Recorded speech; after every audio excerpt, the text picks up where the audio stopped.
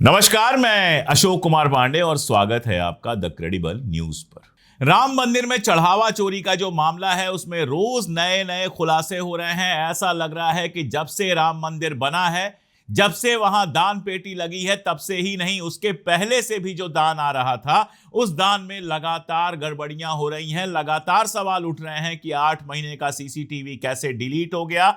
मांग हो रही है कि सीबीआई इसकी जांच करे, मांग हो रही है कि नेशनल लेवल पर इसकी जांच हो। लेकिन यूपी सरकार एसआईटी से खुश है, सिर्फ एसआईटी बना दी गई है।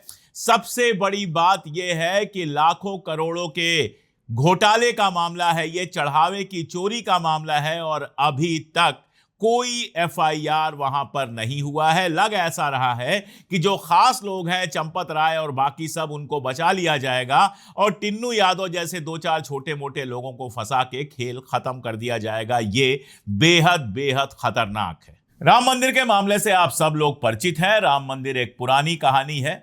हम लोगों ने सारा कुछ देखा है, किस तरह लाल कृष्ण आडवाणी ने बाकायदा एक रथ यात्रा निकाली थी और आज जो प्रधानमंत्री हैं उस रथ यात्रा में आडवाणी जी के साथ थे, आडवाणी जी के सारथी बनकर चले थे। इसी राम जन्मभूमि के आंदोलन ने भारतीय जनता पार्टी को बड़ी पार्टी बनाया और फाइनली सत्ता तक पहुंचाया। यह अलग बात है कि सत्ता तक पहुंचने के बाद लाल कृष्ण आडवाणी किनारे कर दिए गए, मार्गदर्शक मंडल में डाल दिए, जिसका मतलब मैं हमेशा कहता हूं कि रास्ता देखने वाला रास्ते पे खड़े रहो और देखते रहो, इससे ज्यादा आपका कोई खास वजूद नहीं है। खैर, वो एक अलग मामला है। अब राम मंदिर को लेकर जिस तरह के खुलासे हो रहे हैं वो बेहद खतरनाक है। मतलब आप समझिए कि चढ़ावे की चोरी की जो बात आई है वो तो आई है, दैनिक भास्कर लगातार नए नए खुलासे कर रहा है। लेकिन अब यह पता चल रहा है कि सोना, चांदी, हीरे, जवाहरात, जितने कुछ वहां पे गए थे सब में घपला हुआ है। एक एक करके आप घपलों को देखते चले जाइए जो आरोप लग रहे हैं। कहा जा रहा है मंदिर से चांदी की 200 ईंट गायब हुई है। विश्व सिंधी सेवा संगम ने यह आरोप लगाया है और दान की हुई 200 किलो चांदी। आप याद कीजिए, अभी प्रधानमंत्री महोदय कह रहे थे कि सोना चांदी मत खरीदिए 1 साल तक, और यहां 200 किलो चांदी गायब हो गई है और इस चोरी पर जवाब मांगा गया है। कहा यह जा रहा है, बताया यह जा रहा है कि 2021 में, यानी मंदिर बनने के पहले, यानी मंदिर का शुभारंभ होने से पहले 200 किलो चांदी की ईंट दान की गई थी। कैलकुलेटर लेकर बैठिए और हिसाब लगाइए कि 200 किलो चांदी की कीमत आज की डेट में कितनी है। इसके अलावा रामलला को दान में 60 किलो चांदी की शिलाएं मिली थी। 60 केजी, 200 किलो पहले हो गया, 60 किलो और हो गया, यह भी गायब है। बताया जा रहा है कि एसआईटी ने जब जांच किया तो चांदी की शिला भी नहीं मिली। और आप देखिए, रामलला को मिला था हीरे से जड़ा हुआ एक हार दान में। जौनपुर के एक श्रद्धालु हैं जिन्होंने करोड़ों में मुंबई में बनवाया था और फिर टिन्नू यादव के जरिए रामलला को उपहार दिया था। इसी श्रद्धालु ने एक चरण पादुका भी दी थी। चप्पल जो होती है चरण पादुका कहते हैं, सोने की दी थी। उनका कहना है कि चरण पादुका 1 किलो सोने और 7 किलो चांदी से बनी थी। यानी 200 किलो चांदी हो गई, 60 किलो, 260 किलो चांदी हो गई, 7 किलो और जोड़ लीजिए, 267 केजी चांदी हो गई, 1 किलो सोना हो गया और हीरे का हार हो गया। समाजवादी पार्टी ने आरोप लगाए हैं कि दान पात्र से 7.5 करोड़ रुपए की चोरी हुई है। वहीं आम आदमी पार्टी का आरोप है कि तकरीबन 200 करोड़ से ज्यादा चोरी हुई है। इसके आगे सुनिए। Indian Boolean and jewellers association के जो उत्तर भारत के प्रमुख हैं, नॉर्थ इंडिया के जो प्रमुख हैं, अनुराग रस्तोगी, उनका कहना है कि अयोध्या में 5 अगस्त 2020 को जो भूमि पूजन हुआ था उसके पहले एसोसिएशन ने 39.26 39.26 किलो चांदी भी दी थी और उस चांदी का भी कोई पता नहीं चला है। यानी तकरीबन मान लीजिए आप कि 300 किलो चांदी, 1 किलो सोना और हीरे का बना हुआ, हीरे का जड़ा हुआ एक हार, जो भगवान श्री राम की श्रद्धा में श्रद्धालुओं ने मंदिर में दान किए थे, वो सारे के सारे गायब हैं, ऐसा आरोप लग रहा है। यानी एक तरफ दान में जो पैसे मिले, जो चढ़ावा आपने चढ़ाया, वो भी चोरी हुआ, और दूसरी तरफ जिन लोगों ने बढ़ चढ़कर दान दिया था, किसी ने सोने का कुछ दिया, किसी ने चांदी का दिया, किसी ने चांदी की ईंटें दी, किसी ने कुछ दिया, किसी ने कुछ दिया, वो सारा कुछ घोटालेबाजों ने जो राम मंदिर के प्रबंधन में लगे थे, मैनेजमेंट में लगे थे, उन घोटालेबाजों ने गायब कर दिया है, ये आरोप लगाया जा रहा है। अब आप देखिए, कहीं 5,000 रुपए की चोरी हो जाए और चोर नामजद हो, जरा सा भी सबूत मिल जाए तो पुलिस क्या करती है? पुलिस सबसे पहले एफआईआर दर्ज करती है और एफआईआर करने के बाद उस चोर को गिरफ्तार करती है। गिरफ्तार करके उस चोर से पूछताछ करती है। ये नॉर्मल प्रक्रिया है, कोई अलग से तो मैं नहीं बता रहा हूं। लेकिन यहां राम मंदिर में अभी जो जमीन की लूट हुई है उस पर भी बात करूंगा, लेकिन उसको फिलहाल रोक देते हैं। फिलहाल सीधे सीधे जो चढ़ावा चोरी, जिसको मैं कह रहा हूं, चढ़ावे की जो चोरी हुई है, और चोरी बड़ा छोटा शब्द है, चोरी तो छोटी मोटी होती है। असल में चढ़ावे की जो डकैती हुई है, इस डकैती के बाद यूपी सरकार जो खुद को राम भक्त कहती है, और दिल्ली में बैठी हुई नरेंद्र मोदी की सरकार जिसने पोस्टर बनवाए थे कि जो राम को लाए हैं हम उनको लाएंगे, ये दोनों लगभग खामोश बैठी हुई हैं। बयान आ रहे हैं लेकिन एक भी एफआईआर नहीं हुआ है। और एफआईआर किसके ऊपर होना चाहिए? सबसे पहले उनके ऊपर होना चाहिए जो इस पूरे मामले की देखरेख करते हैं, यानी कि प्रबंधक हैं, यानी न्यास के सबसे इंपॉर्टेंट व्यक्ति हैं चंपत राय जी। चंपत राय जी के आदेश के बिना वहां पत्ता नहीं हिलता है, और चंपत राय जी को यह जिम्मेदारी दी गई है कि वो राम मंदिर में आने वाले चढ़ावे, आने वाले श्रद्धालुओं, राम मंदिर का मेंटेनेंस, मतलब राम मंदिर से जुड़े हुए सारे काम करें, इसी की जिम्मेदारी चंपत राय को दी हुई है। तो जाहिर सी बात है कि अगर मंदिर से सोना, हीरा, चांदी, रुपया, गड्डियां की गड्डियां गायब हुई हैं, तो इसके लिए सबसे प्राइमरी जो जिम्मेदार होने चाहिए वो चंपत राय होने चाहिए, जिन्होंने आरोप लगने के बाद पहले मना कर दिया था कि नहीं, ऐसा कुछ नहीं हुआ है। कहा था ऑडिटिंग चल रही है और ऐसी कोई गड़बड़ी नहीं पाई गई है। तो उनसे यह सवाल पूछना चाहिए कि अगर इतना सब कुछ गायब हुआ है तो आपके पास कोई जानकारी नहीं है, कैसे मुमकिन है? या तो आप अपना काम जिम्मेदारी से नहीं कर रहे थे, आपने ध्यान नहीं दिया और रामलला के चढ़ावे में आया पैसा, हीरा, सोना, चांदी सब गायब होता रहा और आप आराम से हाथ पे हाथ धरे बैठे रहे। या तो ये केस हो सकता है, और या दूसरा केस ये हो सकता है कि आप जानते थे ये सब कुछ हो रहा है और जानकर भी आप खामोश रहे। तीसरा, इससे भी खतरनाक केस ये हो सकता है कि आप इन सब में शामिल हैं। जब भी कोई अपराध होता है तो किसी को सीधे सीधे अपराधी या किसी को सीधे सीधे निरपराध नहीं कह दिया जाता है। एक प्रोसेस चलता है, उस प्रोसेस में तय किया जाता है, जांच चलती है, उसमें तय होता है कि किसकी कितनी जिम्मेदारी है। लेकिन चंपत राय को ऐसा लग रहा है कि बिना कुछ किए ही एकदम, जिसको कहते हैं, क्लीन चिट दे दी गई। और इसका सबसे बड़ा सबूत तो यह है कि अभी तक एफआईआर नहीं किए गए हैं, और दूसरा सबूत यह है कि जो एसआईटी भी बनाई गई है वो न्यास के ही देखरेख में चल रही है, और नारे दिए जा रहे हैं, भाषण किए जा रहे हैं लोगों के गुस्से को दबाने के लिए कि जो भी अपराधी है वो बचेगा नहीं। ऐसी बातें तो हम पिछले 14 साल से सुन रहे हैं, लेकिन अपराधी बच के निकल जा रहे हैं, ये हम लगातार देख रहे हैं। आप देखिए, जब से राम मंदिर का खेल शुरू हुआ, और मैं एक बात और बता दूं, उसके बाद आगे बढ़ूंगा, अगर भारतीय जनता पार्टी को लगता है इसका असर नहीं हुआ है, अगर भारतीय जनता पार्टी को लगता है कि जो अफीम उसने खिलाई है लोग उसके नशे से बाहर नहीं निकले हैं, तो दैनिक भास्कर की यह रिपोर्ट देखनी चाहिए।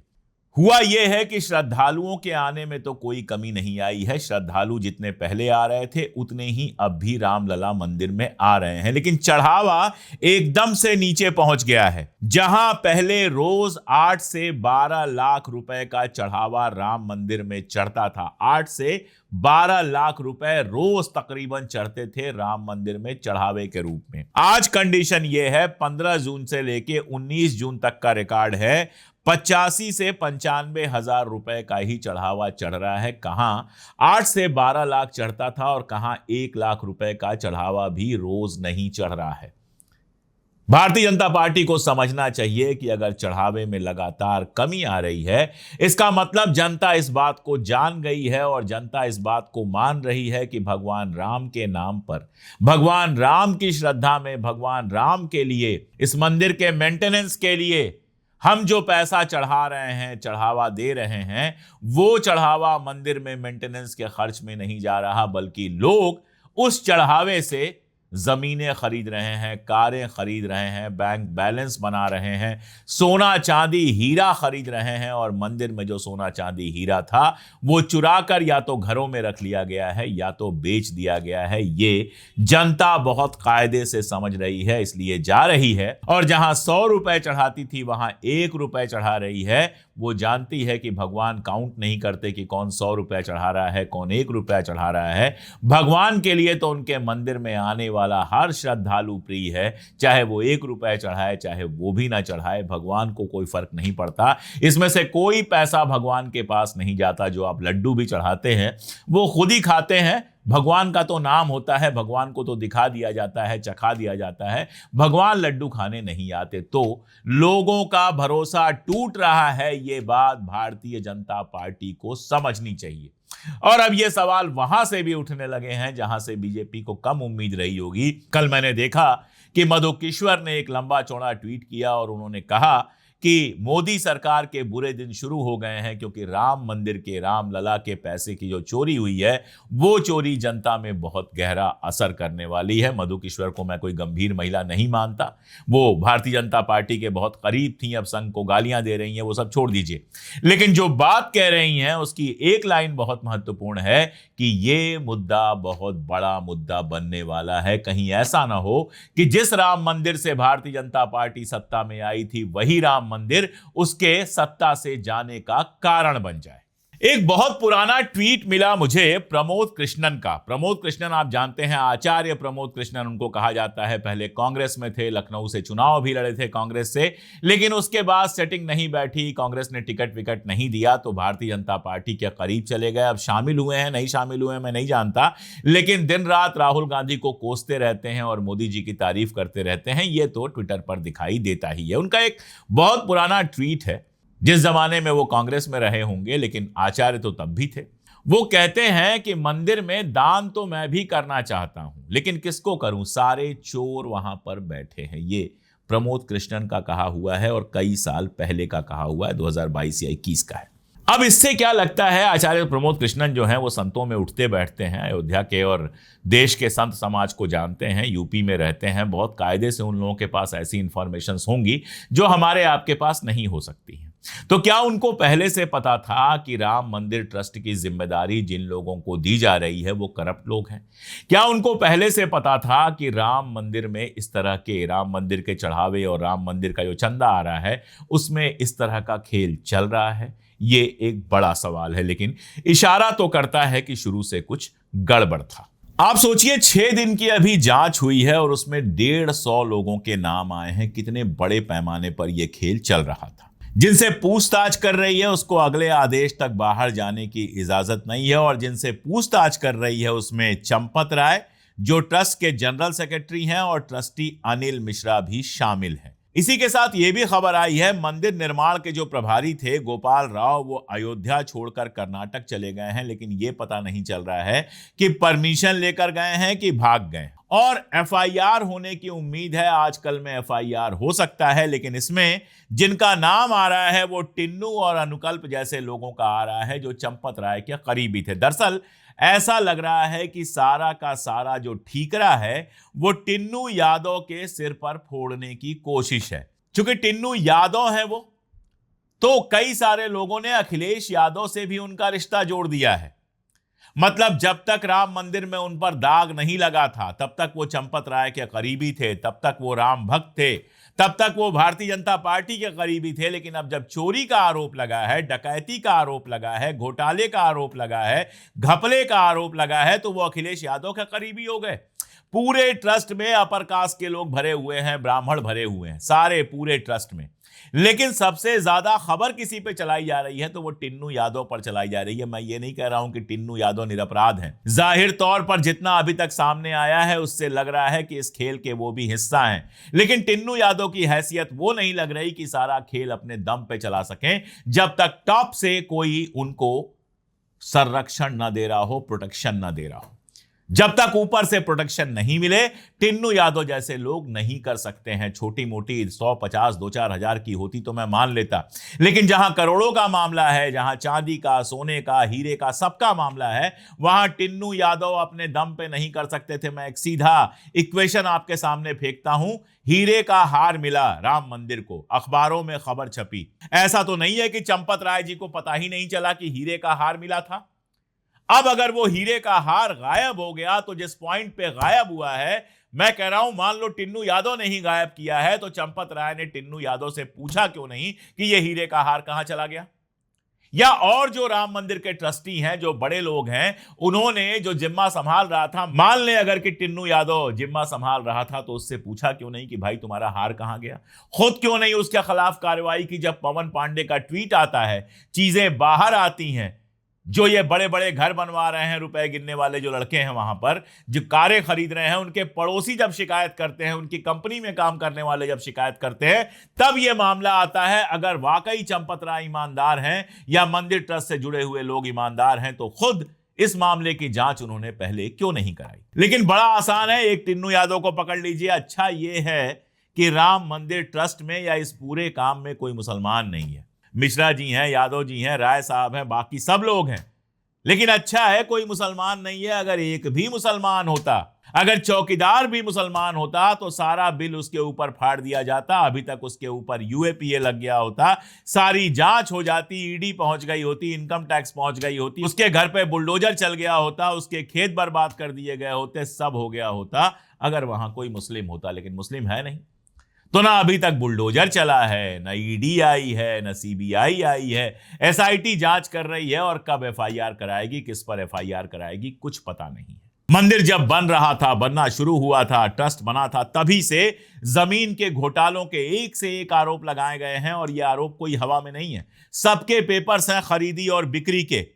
और आप ये देखिए कि एक पर भी कार्रवाई नहीं हुई। एसआईटी जो इस समय लगी है, वो बताया जा रहा है कि उसको भी निर्माण और जमीन खरीद में गड़बड़ी मिली है। सर्किल रेट से 17 गुना ज्यादा कीमत खरीदी गई, और जो सामान खरीदा गया रामलला का मंदिर बनाने के लिए, उसमें 40% की कमीशन खोरी की बात भी आई है।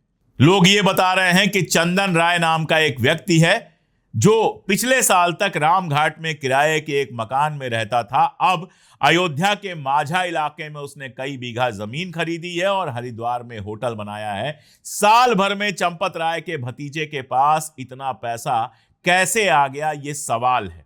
चढ़ावे की गिनती से लेकर मंदिर के पूरे मैनेजमेंट तक चंपत राय, डॉक्टर अनिल मिश्रा और गोपाल राव के भतीजों और रिश्तेदारों ने जड़ें जमा ली थी। ऐसा कौन सा काम था 14-15 हजार रुपए जिसमें मिल रहे थे, जहां इन्होंने अपने भाई भतीजों को बुरी तरह से भर दिया? मंदिर की व्यवस्था देखते हैं। जो स्पेशल इन्वाइटी हैं, गोपाल राव का भतीजा है सोमेश आनंद। चंपत राय का ड्राइवर रहा है रामशंकर यादव, जिस टिन्नू यादव की बात की जा रही है, उसका भतीजा है मनीष यादव। डॉक्टर अनिल मिश्रा के रिश्तेदार हैं अनुकल्प और लौकुश मिश्रा। इन सब पर चोरी और घोटाले का आरोप है। आप मुझे यह बता दीजिए कि इन लोगों ने अगर अपने रिश्तेदारों को वहां भरा और रिश्तेदार चोरी कर रहे थे, तो क्या इन लोगों को पता नहीं था? जनता इतनी भोली है कि ये बात मान लेगी कि मिश्रा जी और राय साहब बिल्कुल ठीक थे, और सारा जो अपराध है वो ड्राइवर टिन्नू यादव और उसके लोगों और नीचे वालों का है। जनता इतनी बेवकूफ नहीं है। धर्म से अगर उसे प्यार है, तो राम मंदिर के साथ जो किया इन लोगों ने, राम मंदिर को जिस तरह से लूट का अड्डा बना लिया, अब तो ये लगता है कि मंदिर निर्माण का पूरा आंदोलन कमाई का आंदोलन ना हो। 12,000 करोड़ के घोटाले के आरोप पहले ही लग चुके हैं। अगर इसकी ठीक से जांच नहीं हुई और अगर अपराधियों को सजा नहीं मिली, तो यकीन जानिए भारतीय जनता पार्टी को यह बहुत भारी पड़ेगा। आपको क्या लगता है, कमेंट में जरूर बताइएगा। मुझे लगा यह मुद्दा जरूरी है, इसलिए मैंने बात की। आप भी इस पर बात कीजिए, बात करना बहुत जरूरी है। आज के लिए इतना ही, बहुत शुक्रिया।